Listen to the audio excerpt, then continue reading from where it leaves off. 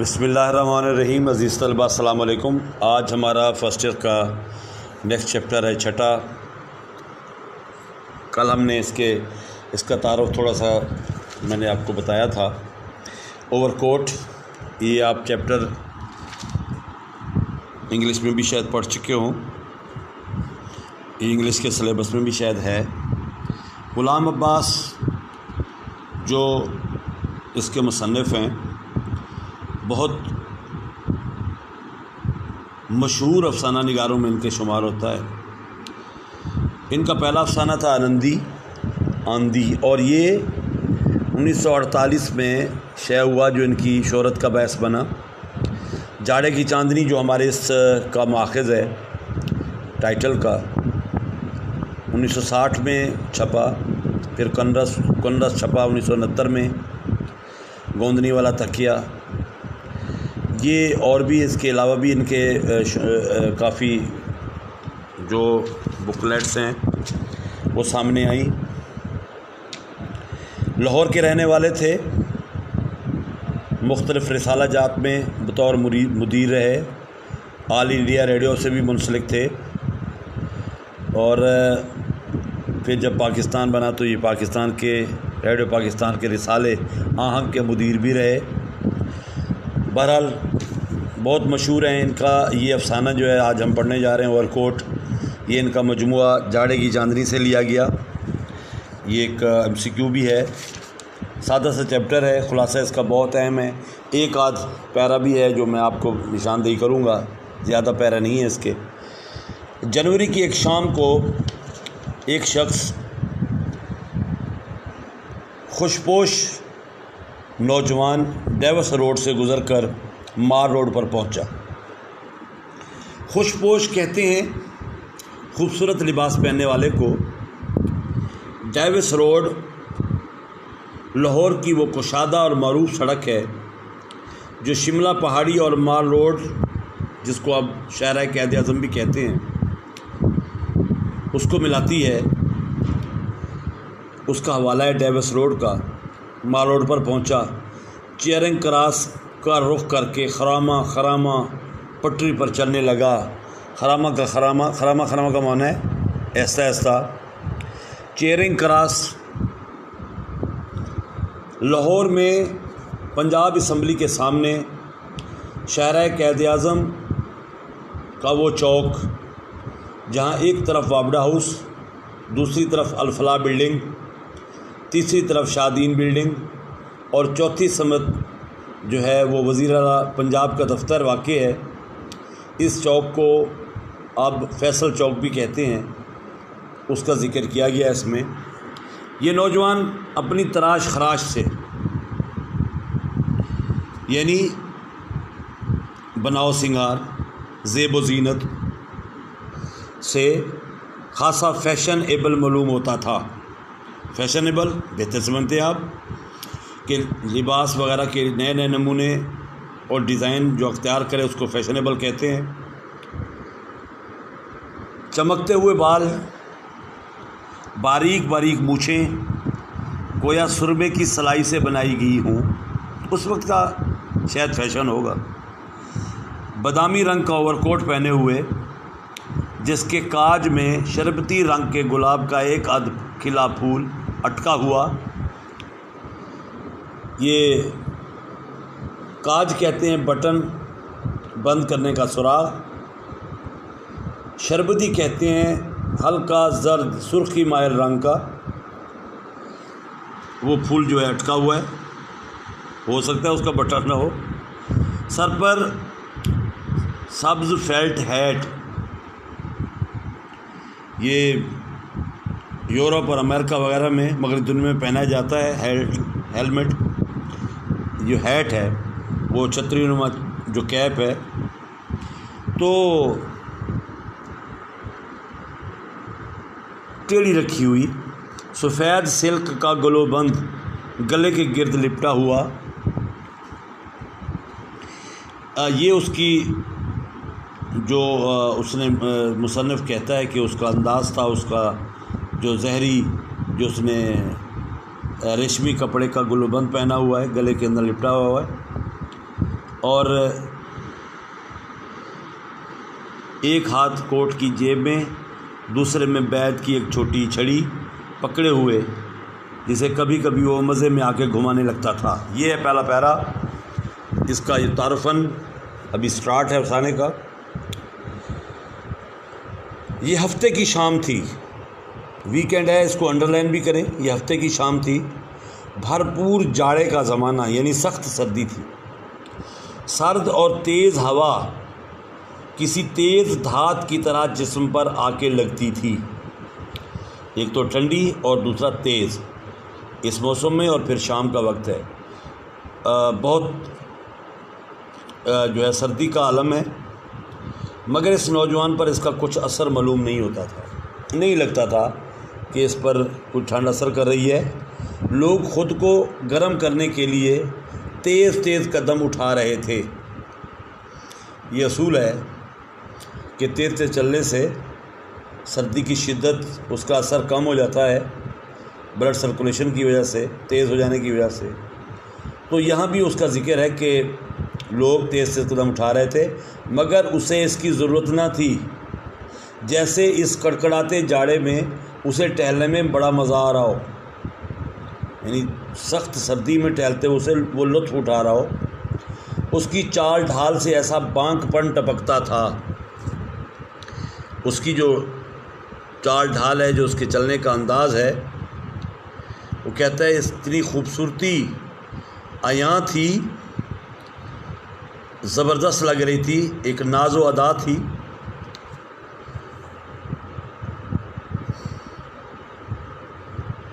وہ ٹانگے والے دور ہی سے دیکھ کر سرپٹ گھوڑا دوڑاتے ہوئے اس کی طرف لپکتے، مگر وہ چھڑی کے اشارے سے نہیں کر دیتا۔ ایک خالی ٹیکسی بھی اسے دیکھ کر رکی، انہوں نے کہا شاید کوئی اچھی سامی ہے کہیں جانے والی اور اچھا پیسہ ملے گا، مگر اس نے نو تھینک یو، نہیں شکریہ کہہ کر اسے بھی ٹال دیا۔ جیسے جیسے وہ مار روڈ کے زیادہ بارونق حصے کی طرف پہنچتا جاتا تھا، اس کی چونچالی بڑھتی جا رہی تھی کہ جیسے جیسے وہ اس کی شوخیاں، جیسے وہ پرونق حصے کی طرف آ رہا تھا، اس کی شوخیاں بڑھتی جا رہی تھیں۔ وہ منہ سے سیٹی بجا کے رقص کی ایک دھن نکالنے لگا۔ ایک دفعہ جب آس پاس کوئی نہیں تھا تو یک بارگی کچھ ایسا جوش آیا کہ اس نے دوڑ کر جھوٹ موٹ بال دینے کی کوشش کی، جیسے کرکٹ کھیل رہا ہو، جیسے بالر گیند پھینکتا ہے، ویسے اس نے کوشش کی ڈالنے کی، گیند کی طرح اس نے اشارہ دیا، گویا کرکٹ میچ ہو رہا ہو۔ راستے میں وہ سڑک آئی جو لارس گارڈن کی طرف جاتی تھی۔ یہ لاہور کے باغ جناح کا قدیم نام ہے، لارس گارڈن۔ پہلے اس کا لارس گارڈن نام تھا، اب باغ جناح نام ہے۔ تو مگر اس وقت شام کے دھندلکے اور سخت کہرے میں اس باغ پر کچھ ایسی اداسی برس رہی تھی کہ اس نے ادھر کا رخ نہ کیا۔ پہلے اس کا موڈ بنا کہ میں جاؤں باغ جناح میں، وہاں کچھ دیر رونق دیکھوں، لیکن جو سردی کا عالم تھا تو باغ خالی تھا، وہاں کوئی بھی نہیں تھا، اس لیے اس نے ادھر کا رخ نہ کیا بلکہ سیدھا چیئرنگ کراس کی طرف چلتا رہا، جس کا پہلے میں نے بتایا ہے پنجاب اسمبلی کا چوک، اس کی طرف فیصل چوک کی طرف جا رہا تھا۔ اس نے اپنا رومال نکالا، جسے جیب میں رکھنے کی بجائے اس نے کوٹ کی بائیں آستین میں اڑس رکھا تھا۔ یہ آستین کہتے ہیں کوٹ کا بازو، اور اڑسنا کا مطلب ہے اٹکانا۔ وہ ایک رومال اس نے وہاں اٹکا رکھا تھا، اس کو اس نے نکالا اور ہلکے ہلکے چہرے پر پھراتا کہ کچھ گرد جم گئی ہو تو اتر جائے۔ یہ تمام انداز امیروں کے تھے جو یہ سفید پوش شخص جو ہے اپنائے جا رہا تھا۔ پاس ہی گھاس کے ایک ٹکڑے پر کچھ بچے ایک بڑی سی گیند سے کھیل رہے تھے، اور وہ بڑی دلچسپی سے ان کا کھیل دیکھنے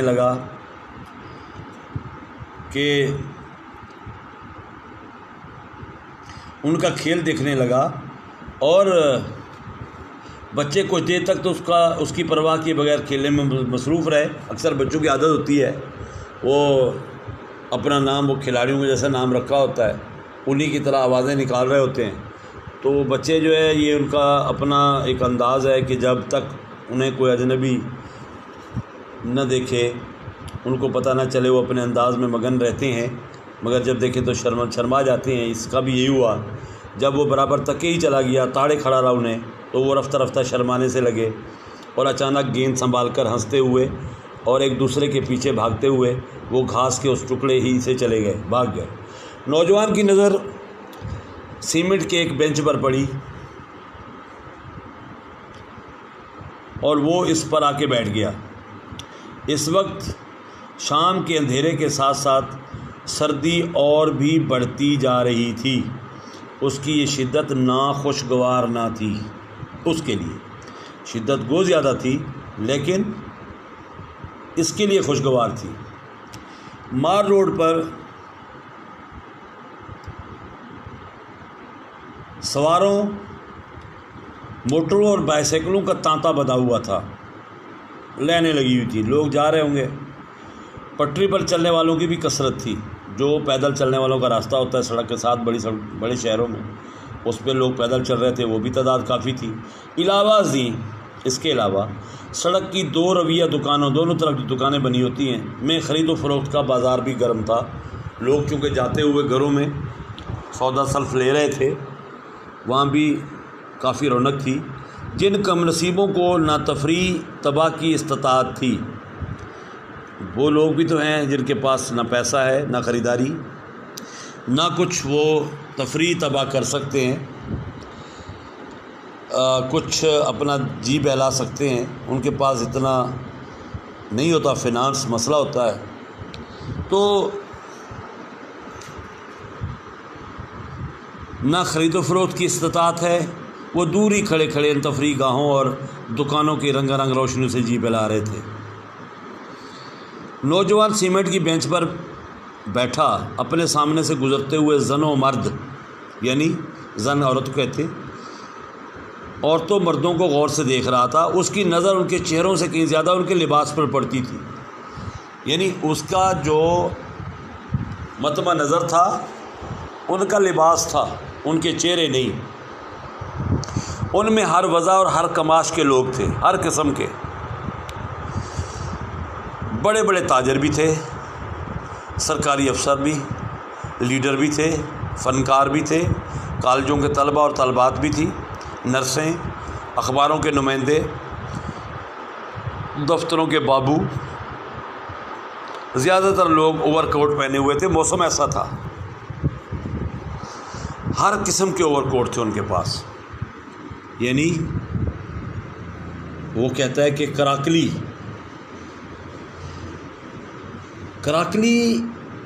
کہتے ہیں بھیڑ بکری وغیرہ کی قیمتی کھال کا بنا ہوا، جس سے بعض اوقات ٹوپیاں اور دستانے بھی بنتے ہیں، بیش قیمت، بہت قیمتی، انتہائی قیمت کا۔ خاکی پٹی، مشہور چوڑائی والا خاکی رنگ کا کپڑا سے بنا ہوا، بڑھیا، اچھا، یعنی یہ اس نے دیکھا کراکلی کے بیش قیمت کوٹ سے لے کر خاکی پٹی کے پرانے فوجی اور اوور کوٹ تک جنہیں نیلام میں خریدا گیا تھا۔ نوجوان کا اپنا اوور کوٹ تھا تو خاصا پرانا، یعنی نیا نہیں تھا، خاصا پرانا تھا، لیکن اس کا کپڑا خوب بڑھیا تھا، یعنی قیمتی تھا۔ پھر وہ سلا ہوا بھی کسی ماہر درزی کا تھا۔ اس کو دیکھنے سے معلوم ہوتا تھا کہ اس کی بہت دیکھ بھال کی جاتی ہے۔ کالر خوب جما ہوا تھا، باہوں کی کریزیں بڑی نمایاں، کریز کہتے ہیں کپڑے کو دوہرا کر کے جو استری سے تہہ کرتے ہیں آئرن سے، وہ شکن جو پڑتا ہے، جو سلوٹ پڑتی ہے پتلون یا شلوار کی استری یا کوٹ کی یا شرٹ کے بازو کی، اس کو کہتے ہیں کریز۔ सलवट कहते हैं शिकन को। बटन सींग के बड़े बड़े चमकते हुए, यानी किसी जानवर के सींग के बने हुए। नौजवान इसमें बहुत मगन मालूम होता था, यानी उसका जो अपने जो उसका मुवाज़ना था दूसरों से, वो अपने कोट पे बड़ा फ़ख्र कर रहा था और उसका अंदाज़ा था कि ये सबसे अच्छा है। एक लड़का पान बीड़ी सिगरेट का संदूकचा गले में डाले सामने से गुज़रा। ये बड़ी बड़ी मार्केट में अक्सर हम देखते हैं कि लोग एक छोटा सा बक्सा अपने गले में पट्टे के साथ बांधे सीने पे सजाए फिरते हैं, उसमें उन्होंने पान सिगरेट वगैरह रखे होते हैं। उसने आवाज़ दी, ओ पान वाला। जनाब, जवाब दिया उसने। 10 का चेंज है, यानी 10 के नोट को वो खुला करवाना चाहता था, उसका चेंज लाना चाहता था, रेज़गारी लेना चाहता था। है तो नहीं, ला दूँगा। क्या लेंगे आप? अभी तो इस वक्त नहीं है मेरे पास, लेकिन मैं आपको ला देता हूँ। आपने लेना क्या है? नोट लेकर भाग गया तो आगे हम पढ़ेंगे कि इसके पास नोट था ही नहीं। ये वैसे अदाकारियाँ कर रहा था जैसे अमीर लोग करते हैं। अजी वाह, कोई चोर उचक्का हूँ, मुझे आप चोर समझते हैं? बदमाश हूँ, लोफर हूँ जो भाग जाऊँगा? इतबार ना तो मेरे साथ चलिए। लेंगे क्या आप? नहीं नहीं नहीं, हम खुद चेंज लाएंगे, हम खुद करवा लेंगे इसको। लो 51 निकाल आई, 51, बहुत ही छोटा सिक्का। एक सिगरेट दे दो और चले जाओ। अब असल में उसके पैसों की नोयत भी ऐसी थी कि उससे ज़्यादा वो कुछ और ले भी नहीं सकता था। उसने कहा कि मेरे पास 51 है, बस सिगरेट दो और जाओ। और उसके बाद उसने सिगरेट के कश लगाने शुरू कर दिए। एक छोटी सी सफ़ेद रंग की बिल्ली, अंडरलाइन कीजिएगा, सर्दी में ठिठरी हुई बेंच के नीचे उसके कदमों के पास आकर मियाऊं मियाऊं करने लगी। उसके पास आई, उसने पिचकारा, उसको आवाज़ दी, थपथपाया उसे, तो उछल कर बेंच पर आ चढ़ी, क्योंकि ये इंसानों से जल्दी मानूस हो जाता है। उसने प्यार से उसकी पीठ पर हाथ फेरा और कहा, पुअर लिटिल सोल, प्यारी बेचारी नन्ही सी जान। अब 7 बज चुके थे और वो माल की पटरी पर पहले की तरह मटर गश्त करता हुआ चला जा रहा था। वही पटरी, पैदल चलने की जगह एक वो रास्ता है। एक रेस्तोरां में ऑर्केस्ट्रा बज रहा था। ये साजिंदों का एक गिरोह होता है। ये गाहकों को अपनी तरफ मुतवज्जा करने के लिए और उनको लुत्फ़अंदोज़ होने के लिए, लुत्फ़ देने के लिए एक रेस्तरां में वो बज रहा था। अंदर से कहीं ज़्यादा बाहर लोगों का हजूम था, क्योंकि अंदर जाएंगे तो खर्च होगा बेचारे। उनमें मोटरों के ड्राइवर थे, कोचवान थे, फल बेचने वाले जो अपना माल बेचकर खाली टोकरे लेके खड़े थे, वो बार बार से सुन रहे थे। कुछ राहगीर जो चलते चलते ठहर गए, मुसाफिर, कुछ मज़दूर पेशा लोग और कुछ गदागर। नौजवान पल भर के लिए रुका और फिर आगे बढ़ गया। इधर उधर देखा तो उसने कहा, मैं तो ओवरकोट पहने हुआ अमीर आदमी हूँ, इनके साथ खड़ा हूँ, मेरी बेइज्जती है। आगे चला गया। रास्ते में एक छोटा सा बुक स्टॉल पड़ा। जो लोग बड़ी बड़ी दुकानों के थलों पे किताबें बेच रहे होते हैं, रिसाले बेच रहे होते हैं। नौजवान यहाँ भी रुका। कई ताज़ा रिसालों के वर्क उल्टे, रिसाला जहाँ से उठाता बड़ी एहतियात से वहीं रख देता और आगे बढ़ा। तो कलीनों की एक दुकान ने उसकी तवज्जो को जज्ब किया, खींचा। कलीनों की दुकान, ये भी लोग रोड्स के किनारे कलीने बिछा के खड़े होते हैं ताकि कोई गाहक को मुतवज्जा करें। मालिक दुकान ने जो एक लंबा सा चुगा पहने हुए था, चुगा से मुराद जुब्बा, एक बड़ा एक पहनावा है, वो लोग सलमिया वाली के लोग पहनते हैं, कुर्ता लंबा, जो एक लंबा सा चुगा पहने और सर पर कला रखे हुए था। ये टोपी है, उसके गिर्द जो है वो पगड़ी भी साथ होती है, वो एक मखसूस है उनके लिए। गर्मजोशी से उसकी आओ भगत की, खुश आमदेद कहा, ज़रा ये ईरानी कलीन देखना चाहता हूँ। वो कहते हैं ना, पैसा ना पल्ले हार गिना के चले, پیسے اس کے پاس تھے نہیں، اور دیکھ رہا ہے قالین، اتاریے نہیں، یہیں سے دیکھ لوں گا۔ اس کو پتہ تھا کہ لینا تو میں نے ہے نہیں کہ ذرا گلے پڑ جائے۔ کیا قیمت ہے اس کی؟ 1432 روپے۔ یہ انڈر لائن کریں، یہ پہلے بھی بورڈ میں آ چکا ہے MCQ۔ 1432 روپے۔ نوجوان نے اپنے بھووں کو سکیڑا۔ بھویں کہتے ہیں ابرو کو، ایک ناپسندیدگی کا اظہار کیا۔ اوہو، اتنی قیمت؟ دکاندار نے کہا آپ پسند کر لیجئے، ہم جتنی بھی رعایت کر سکتے ہیں کر دیں گے، شکریہ، لیکن اس وقت تو میں صرف ایک نظر دیکھنے آیا تھا۔ مطلب ابھی میں تو واک کر رہا ہوں، میرا موڈ قالین خریدنے کا نہیں ہے، تو ابھی تو میں ویسے یہاں پھر رہا تھا۔ اس کا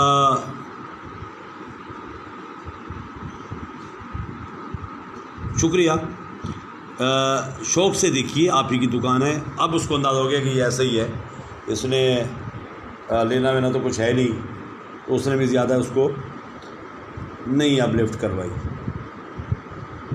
تو یہاں تک آج آپ اس کا نشان لگا لیں۔ ہمارا یہ چیپٹر ریڈنگ ہی ہے، انشاءاللہ کل اس کو منڈے کو اینڈ کریں گے۔